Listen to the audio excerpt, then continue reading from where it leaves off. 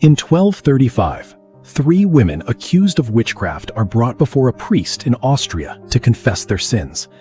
One tearfully admits she made a pact with Lucifer, hoping honesty will earn mercy. Another insists the ointments she created were simple medicines, while the third boldly curses the priest, declaring he'll burn in hell. Their words make no difference. All 3 are sentenced to death. And when the first woman asks why she confessed, if she was going to die anyway, the priest coldly explains that her confession only saved her soul, not her life. The women are hanged, and their bodies are lowered into the river to prevent evil from returning.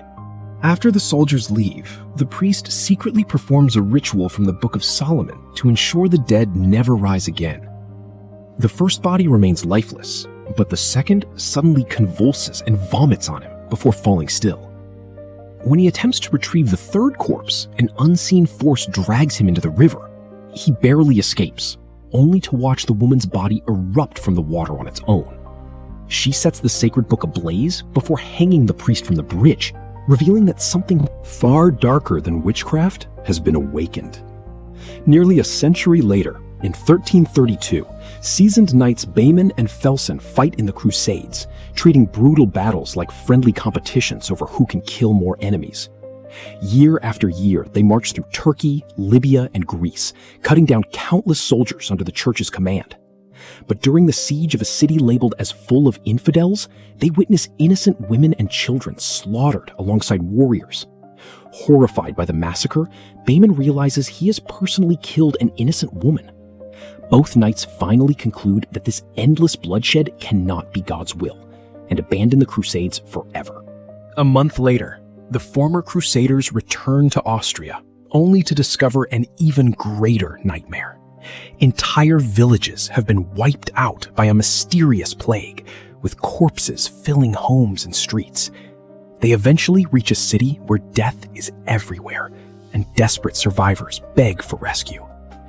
While purchasing fresh horses, the crest on their swords exposes them as deserters. Guards immediately arrest them and bring them before a dying cardinal, who believes the plague was unleashed by a captured witch. He offers the knights their freedom if they escort the accused girl to the remote abbey of Severac, where monks can perform a ritual to destroy her powers and save the land. Locked in a dungeon, Bayman meets the supposed witch, Anna, and is surprised to find an ordinary young woman instead of a monster. She bears horrific bruises from torture, convincing him she may have been forced into confessing. Haunted by nightmares of the innocent people he killed during the Crusades, Bayman agrees to the mission only after demanding Anna receive a fair trial. Joined by the priest de Belzac, grieving guard Johann, young altar boy Kay, and condemned guide Hagamar, the group begins the dangerous 6-day journey while transporting Anna inside an iron cage. The trip quickly turns terrifying. Anna displays impossible strength when she attacks her captors, yet she also behaves like a frightened girl begging for kindness. She tells Bayman about another innocent woman who was falsely accused of witchcraft and burned alive simply for surviving an execution attempt. Johann begins sympathizing with her as well, believing the church has already decided her fate, regardless of the evidence. During the night, Anna escapes, drawing everyone into an abandoned, plague-ridden village. There, Johann becomes separated from the others, hallucinates his dead daughter calling to him, and is accidentally stabbed by Kay before dying with a smile on his face. As the survivors continue, trust begins to fall apart. de Belzac insists Anna manipulated Johann's mind, while she tearfully denies causing his death. Crossing an ancient rope bridge nearly costs everyone their lives when the structure begins collapsing beneath the heavy cage. Anna unexpectedly saves Kay from falling into the abyss, forcing the group to question whether she is truly evil. Later, dense fog traps them overnight, and Hagamar secretly attempts to kill Anna before wolves suddenly surround the camp. The savage attack leaves Hagamar stranded, and the beasts transform into horrifying demonic creatures before tearing him apart, while the others barely escape.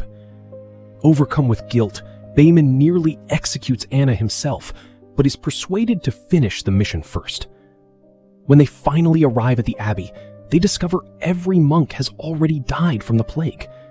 Only one survives long enough to point them toward the legendary Book of Solomon before taking his final breath. Debelzak begins the ritual, but Anna suddenly reveals impossible knowledge about Bayman's past and the Crusades. Realizing no ordinary witch could know such secrets, the priest uncovers the horrifying truth. Anna is not a witch at all, but an innocent girl possessed by an ancient demon that has been manipulating everyone from the beginning. The demon bursts free from Anna's body, sprouting enormous wings and effortlessly overpowering the knights before fleeing into the monastery. Inside, the group discovers the monks had been copying the Book of Solomon so its rituals could spread across the world. The demon's true goal was to destroy every copy forever. It reanimates the monks as undead servants, forcing Beeman, Felsen, and Kay into a desperate battle while Debelzak performs the exorcism. They eventually discover that only destroying the monks' heads frees them from the demon's control.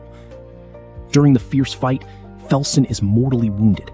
Debelzak is killed protecting the ritual, and the demon relentlessly closes in on the last surviving heroes. In the final confrontation, the demon reveals it has spent centuries eliminating every copy of the Book of Solomon, leaving this as the last one in existence. Felsen sacrifices himself to save Bemin, but the demon burns him alive until nothing remains but ashes. Kay courageously continues reading the exorcism, while Bemin impales the demon's wings to hold it in place, despite being repeatedly stabbed. As the final words are spoken, the demon is ripped from Anna's body and explodes into the sky in a blinding burst of light. Mortally wounded, Bemin asks Kay to protect Anna before dying with a peaceful smile.